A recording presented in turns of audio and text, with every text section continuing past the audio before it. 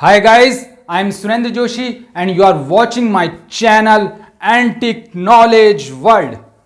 Guys, today we are talking about English Grammar Part 2. Part 2 में हम पढ़ेंगे passive voice के बारे में. अब तक हमने जो सेंटेंस बनाए थे, टेंस सीखने के टाइम पे जो सेंटेंस बनाए थे वो थे एक्टिव वॉइस में, और इस तरह के जो वाक्य जो एक्टिव वॉइस में होते हैं उनको पैसिव वॉइस में भी चेंज किया जा सकता है. ये एक्टिव वॉइस ये पैसिव वॉइस में अंतर क्या है, किस तरह से है, ये सब चीजें हम आज चर्चा करेंगे. एक्टिव वॉइस कर्तवाच्य यानी कि जो कर्ता के ऊपर निर्भर करते हैं. काम कोई ना कोई तो करने वाला होगा. एक्टिव कौन होगा? जो कार्य करता हो. तो जो एक्टिव रहता है उसी से जो सेंटेंस बनते हैं वो एक्टिव वॉइस कहलाते हैं, और उसी को टेंस में सीधे सीधे लिखा जाता है. सीधे सीधे वाक्य बनते हैं, इससे कर्तवाच्य कहते हैं इसको.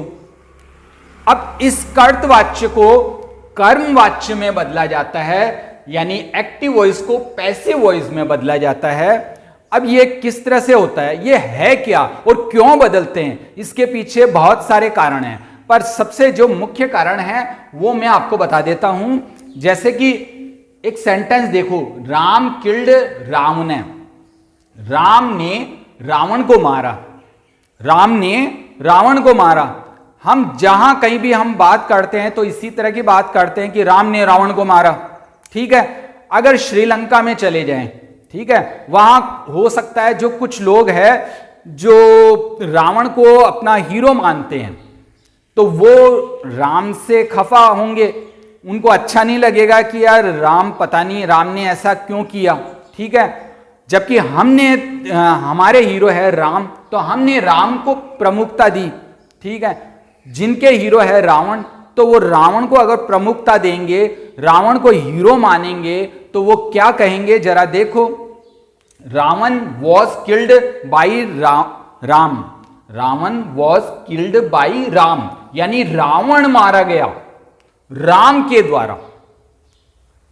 सेंटेंस को ध्यान से देखो, दोनों में कुछ अंतर नहीं है. दोनों में एक ही बात बताई गई है, एक ही चीज है, बस उसको दो अलग अलग तरीके से बताई गई है. एक में है राम ने रावण को मारा, दूसरे में रावण मारा गया राम के द्वारा. तो इस तरह से एक्टिव वॉइस, जो ऊपर वाला जो सेंटेंस है वो एक्टिव वॉइस में है, नीचे वाला सेंटेंस है वो पैसिव वॉइस में है. एक ही बात को दो तरह से कहना, ये है आपकी वॉइस, यानी कि एक्टिव वॉइस और पैसिव वॉइस. एक्टिव वॉइस वो है जिसमें सेंटेंस जनरली बनते हैं. ठीक है.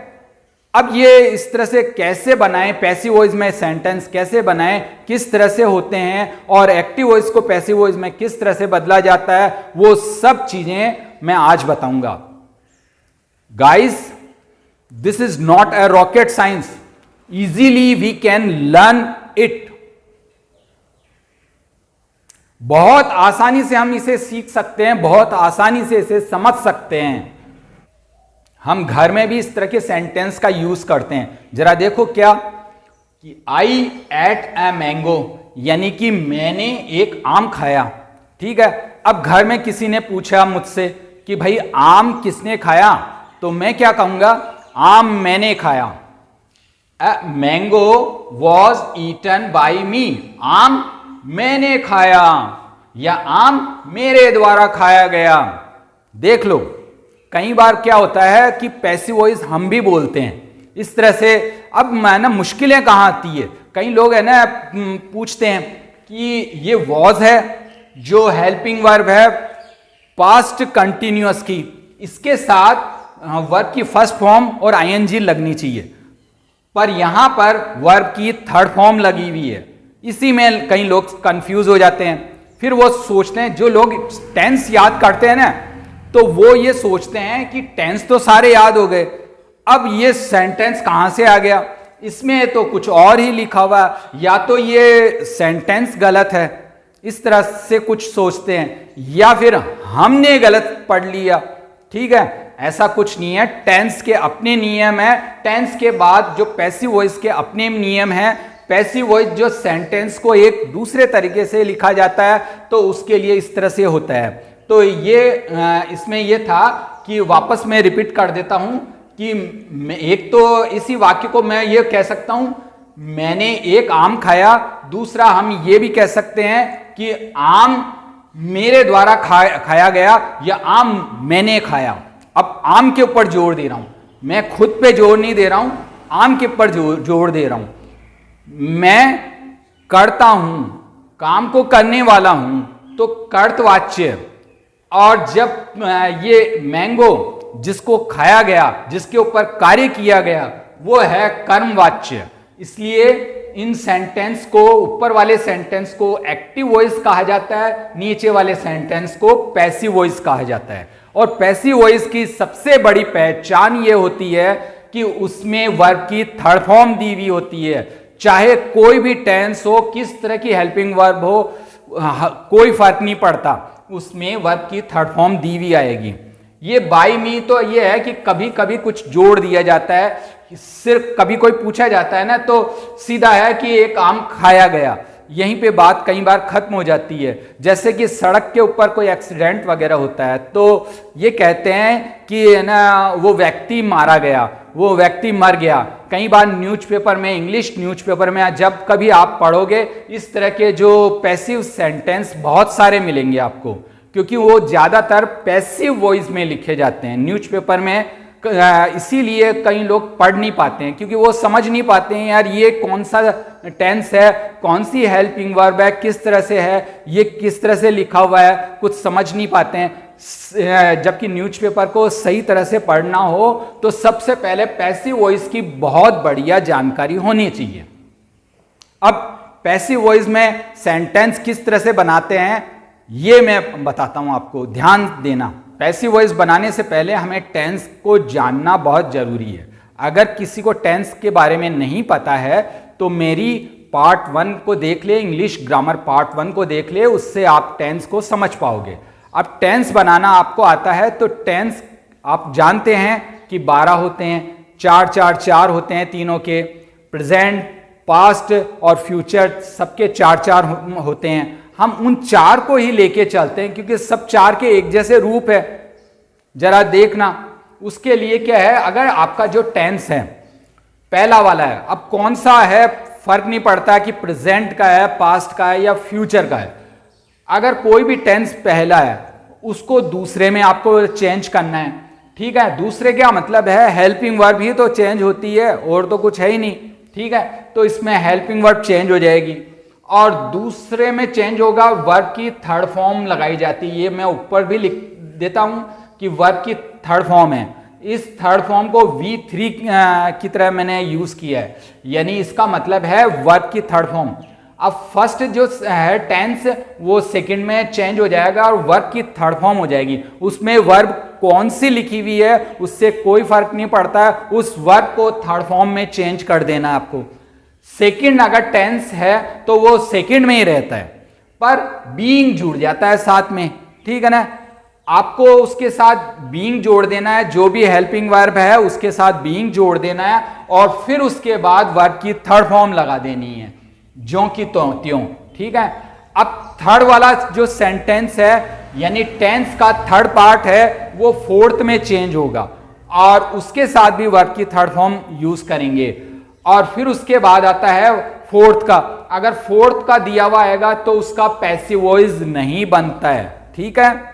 अब यहां पर आता है, मैंने साइड में लिखा है बीई, यानी कि अगर बीइंग वाले यानी सेकंड वाला जो कोई ना टेंस वाला दिया हुआ है और बी दिया हुआ है तो ऐसी कंडीशन में उसका कोई भी है ना यूज नहीं करना है, यानी उस तरह के सेंटेंस बनाए ही नहीं जाते हैं पैसिव वॉइस में। एक्टिव वॉइस जैसे कि आप है ना फ्यूचर के अंदर कंटिन्यूअस टेंस देखते हो, उसमें विल बी, शैल बी का यूज किया जाता है। तो विल बी और शैल बी, क्योंकि सेकंड टेंस है तो सेकंड का बीइंग जुड़ना चाहिए, पर क्योंकि बीई पहले से ही मौजूद है इसलिए इसका नहीं बन सकता, तो फ्यूचर कंटिन्यूअस टेंस का भी नहीं बनता है और जितने भी चौथे वाले टेंस है उनके भी नहीं बनते हैं। तो कुल मिला के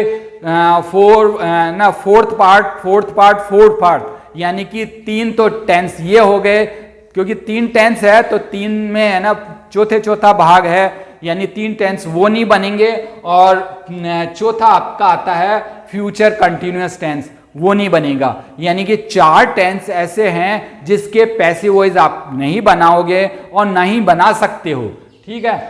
पर उसके अलावा जितने भी टेंस है उनके मैंने नियम लिख दिए हैं, इसको और मैं समझाता हूं, ध्यान रखना।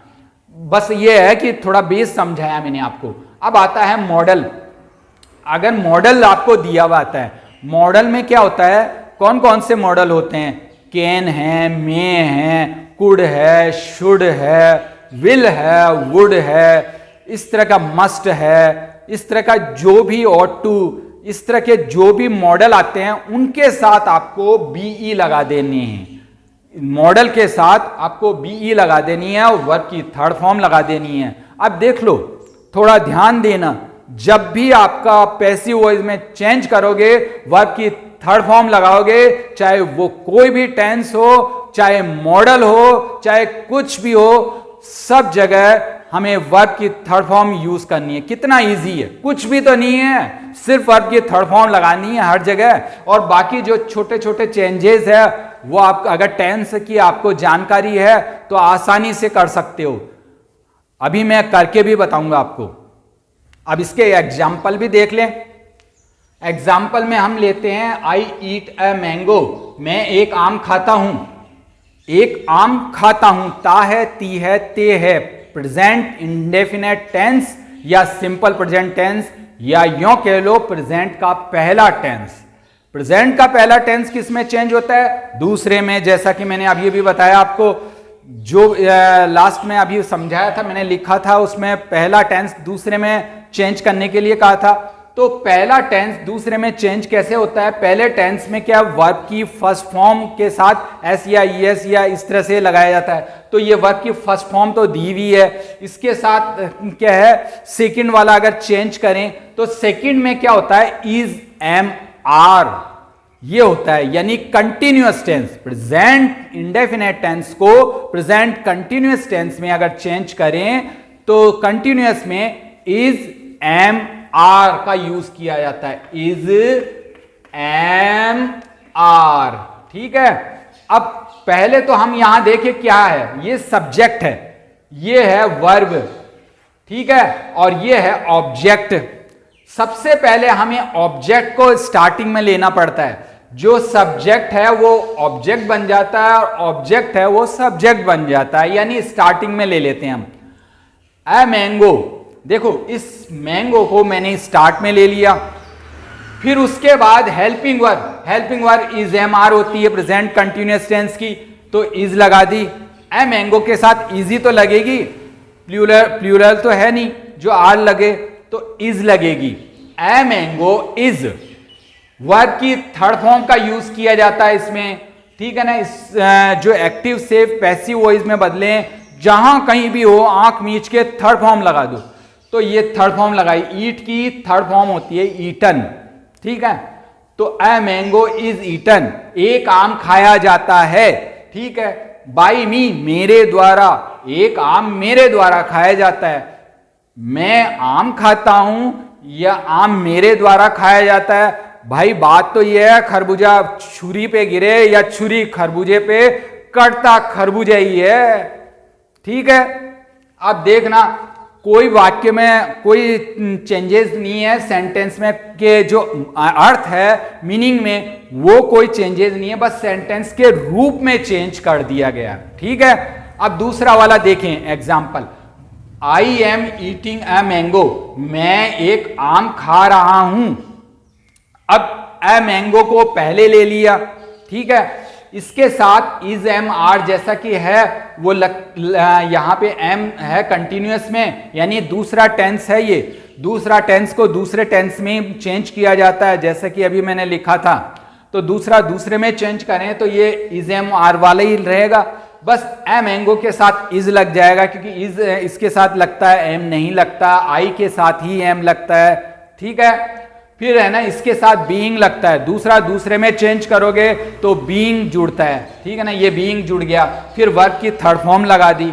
इस तरह से a mango is being eaten, एक आम खाया जा रहा है, किसके द्वारा? बाई मी, मेरे द्वारा।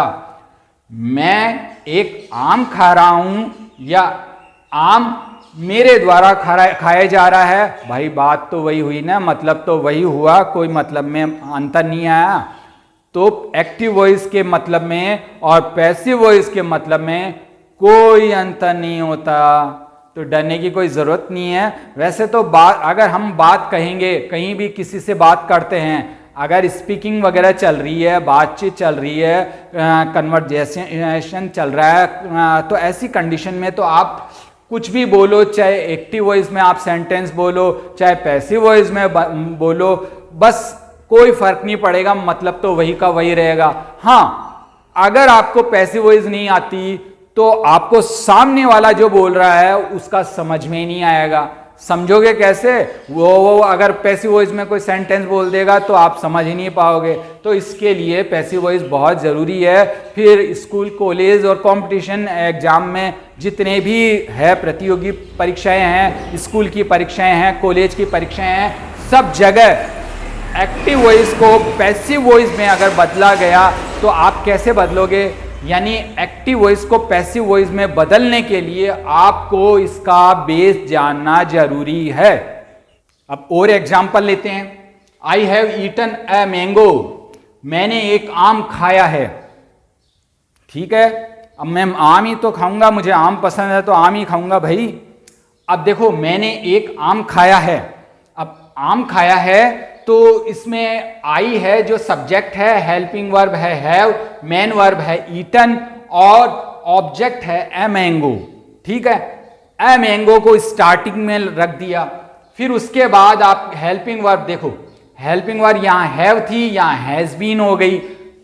तीसरा जो टेंस होता है उसमें हैज और हैव का प्रयोग होता है, और चौथा टेंस होता है उसमें हैज बीन और हैव बीन लगती है। हमें तीसरा चौथे में चेंज करना है ना, वह तीसरा टेंस है उसमें चौथे में चेंज करना पड़ता है, पैसिव वॉइस का यही तो नियम है।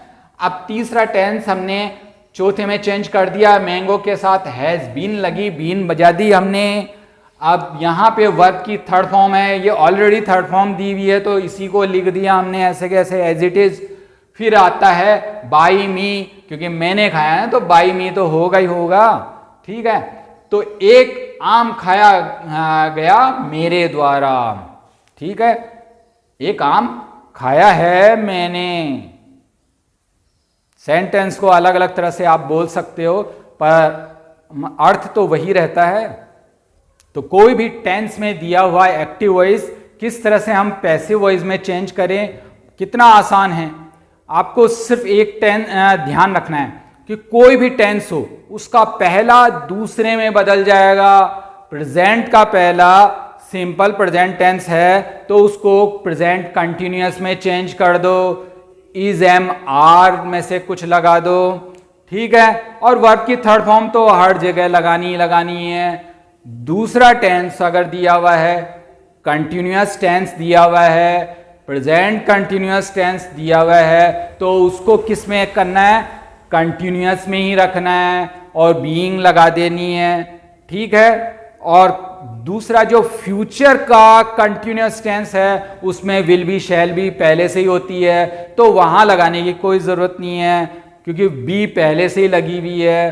फिर आता है तीसरा कि टेंस परफेक्ट टेंस, कोई भी परफेक्ट टेंस हो सकता है, प्रेजेंट का भी, फ्यूचर का भी, चाहे पास्ट का भी। इस तीसरे टेंस को चौथे टेंस में बदलना है, यानी कि आपको परफेक्ट टेंस को परफेक्ट कंटिन्यूअस टेंस में करना है। हैज और हैव इसके साथ बीन लगा देनी है, बीन बजान लेनी है, इस तरह से वाक्य बन जाएंगे। और जो बीन वाले पहले ही दिए हुए हैं उसको कुछ नहीं करना है क्योंकि वो बनेंगे ही नहीं पैसिव वॉइस, ठीक है। अब आता है कि हमारे मॉडल के साथ, मॉडल एक ऐसी चीज है अलग से चलता है, टेंस के जो हेल्पिंग वर्ब है उससे अलग हटके एक तरह से हेल्पिंग वर्ब है, ये भी सहायक क्रियाएं हैं। पर ये सहायक क्रिया कुछ अलग तरह से कार्य करती है।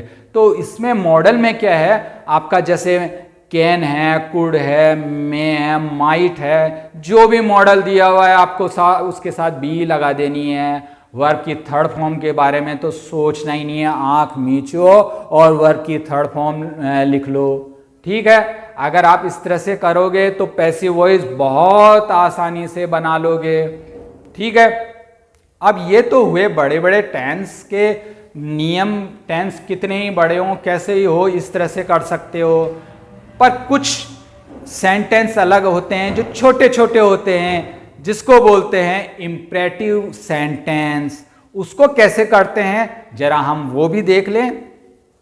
ये इंपरेटिव सेंटेंस क्या है? इंपरेटिव सेंटेंस वो होते हैं जो आज्ञा देने वाले, ऑर्डर करने वाले, समझाने वाले।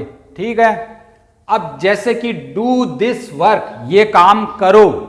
ठीक है, देखो कितना छोटा सा है वाक्य, उसमें क्या कहा गया है। देखो वाक्य को समझना भी सीखना भी आपकी स्पीकिंग लैंग्वेज में सबसे ज़्यादा ये यूज़ किए जाते हैं। तो अगर आपको बोलना सीखना, इंग्लिश बोलना सीखना, उसमें भी ये सब चीज़ें काम आएगी। ध्यान देना तीनों चीज़ें। सबसे पहले आता है डू दिस वर्क, ये काम करो, ये है आपका एक्टिव वॉइस।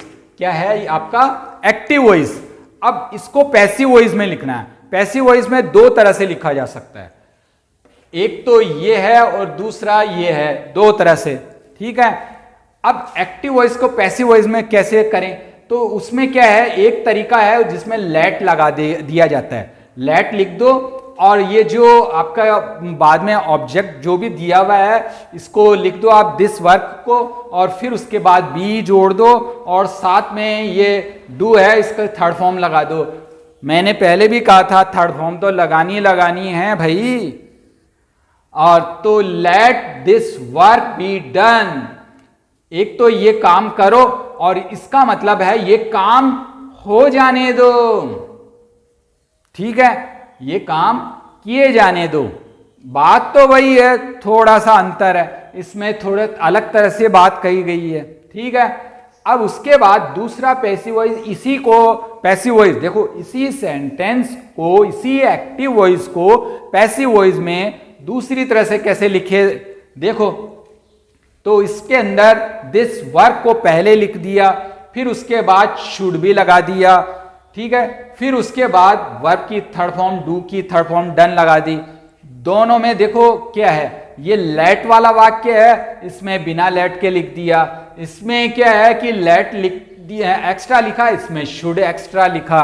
ठीक है, इसमें दिस वर्क, इसमें भी दिस वर्क ही लिखा था। इसमें ये शुड बी डन लिखा, इसमें लेट और बी लिखा। दोनों सेंटेंस को आप देखोगे करीब करीब एक जैसे ही दिखेंगे। तो इसमें लिखा this work should be done, यह काम किया जाना चाहिए।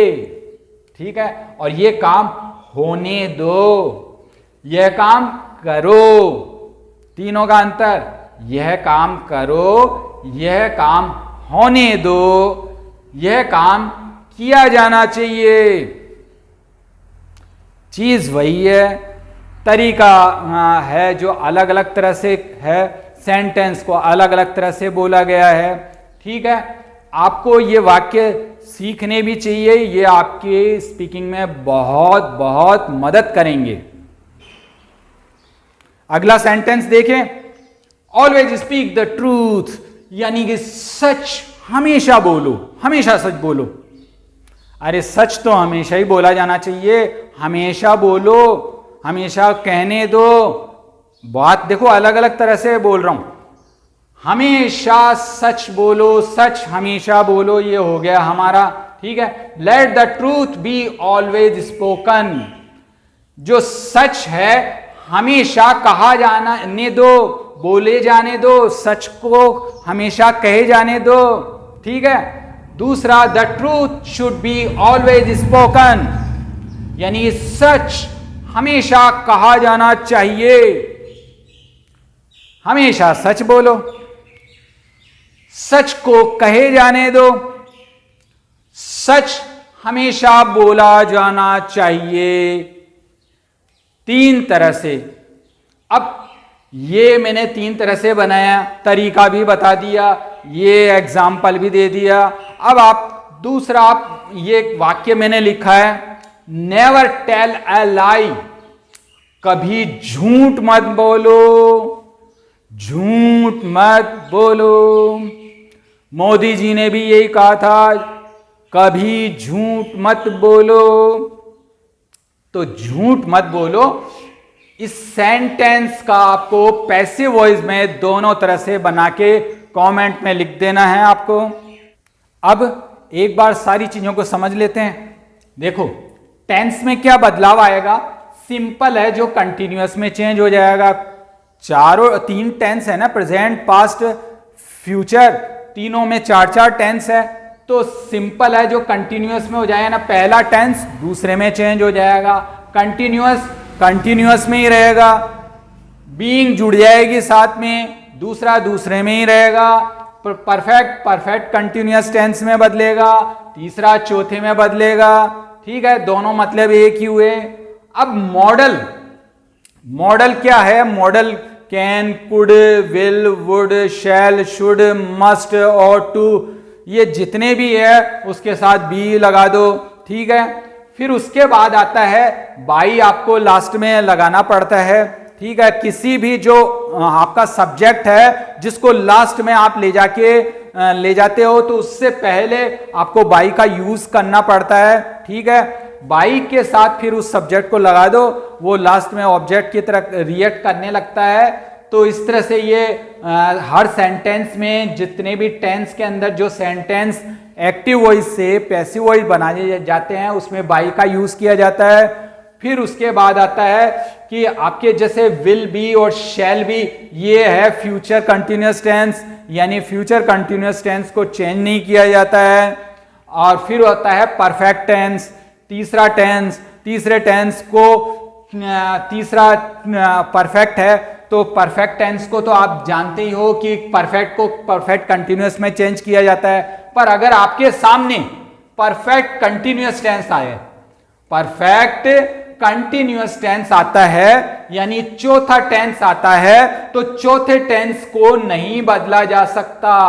ये ध्यान रखना, 2 चीजें नहीं करनी है आपको। चौथा टेंस को पैसिव वॉइस में बदला नहीं जा सकता, उसको कुछ नहीं करना है।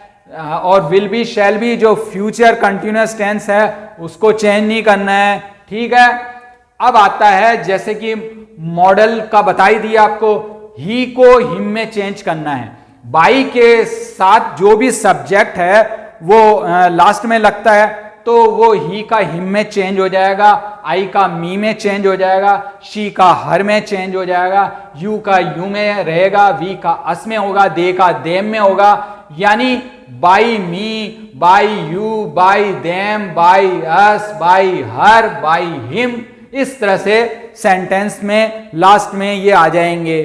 ठीक है, फिर उसके बाद आता है इंपरेटिव सेंटेंस। इंपरेटिव सेंटेंस में जो भी चेंज करना है वो लेट भी लगा देते हैं या शुड भी लगा देते हैं। ठीक है, हर चीज याद रहेगी। फिर उसके बाद आपको एक चीज है जो आंख मीच के कहीं भी लगा दो, वो है वर्ब की थर्ड फॉर्म। जब भी पैसिव वॉइस में बदलोगे तो उसको वर्ब की थर्ड फॉर्म आप लगा दोगे और वो वाक्य पैसिव वॉइस बन जाएगा। ठीक है, सेंटेंस देखो कितना इजी है सेंटेंस बनाना, चाहे वो टेंस में कहो, चाहे वो एक्टिव वॉइस में कहो, चाहे वो पैसिव वॉइस में कहो, चाहे वो कर्तवाच्य हो, चाहे वो कर्मवाच्य हो। ठीक है, सब्सक्राइब कर दो, सब्सक्राइब, लाइक करो और शेयर करो। अरे लाइक करो और शेयर करो।